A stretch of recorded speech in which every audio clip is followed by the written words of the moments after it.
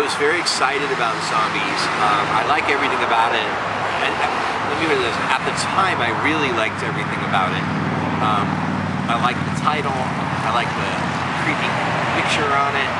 I love the songs, and I love this new thing I was doing without having any breaks in between the songs. I love the horror movie scenario. I love the blood and guts of it, and I had no idea that it was going to mark the beginning of a huge part of my ministry and the end of a huge part of my artistry, in that the record really touched a particular couple in my life that would become a huge anchor of support in my ministry, Jerry and Eileen, and yet it didn't do well anywhere else. Everywhere I performed it, it cleared the room, basically. No one really wanted to hear what I had to say at the time. And it's interesting because over a period of time, the record did fine, but during the 6 to 9 months I was performing it, it didn't do well.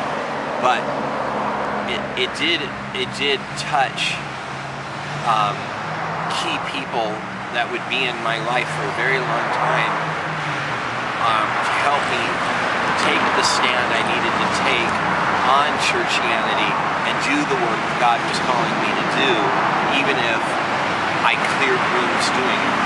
But the work was essentially done to get it recorded, to get it videotaped, to get it online, to get it out there, even if I was never going to see any, reward for that.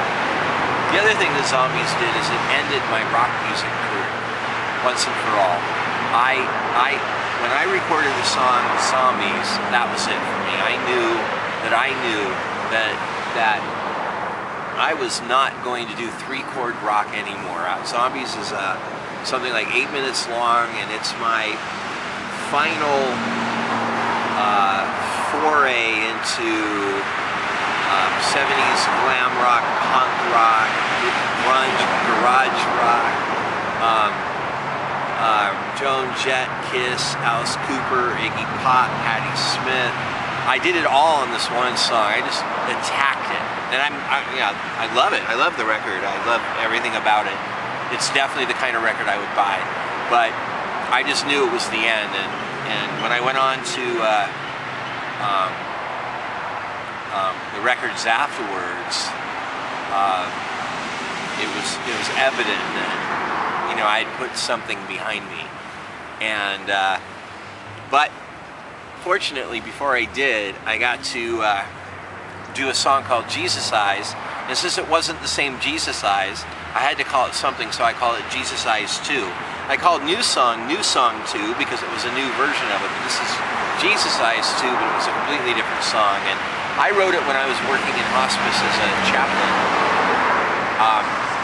and being surrounded by people that were dying every day of my life, and it was about realizing your own mortality and realizing how shallow and petty you are in fear of your own mortality, and that there has to come a time where you see yourself reflected in the eyes of the Lord, and if you go and listen to Jesus Eyes 2, which is available for free download on my website, you'll get to hear me play. I did everything on the record. I do everything on the records, whether I play the instruments or make the sounds or pick the samples to be looped. Whatever's done, I mean, it's all done through me, and you get to really hear me play on this song. I was working with a Casio, and I found the strings, and I really went with it. I went with this really interesting oboe thing, and it's you can just tell I'm in the studio really playing, and playing not as in playing music, but playing as in playing with Play-Doh. I really relaxed and had a great time recording the entire record of Zombies. in retrospect, if you look at the records, Not Unclean had 2 words, Itch had 1 word, and Does God Sleep had 3 words. That was the first trilogy. The next trilogy has the same pattern where you had Real Man with 2 words, Zombies with 1 word, and When Love Dies with 3 words. And that was intentional. And this is the second part of the second trilogy.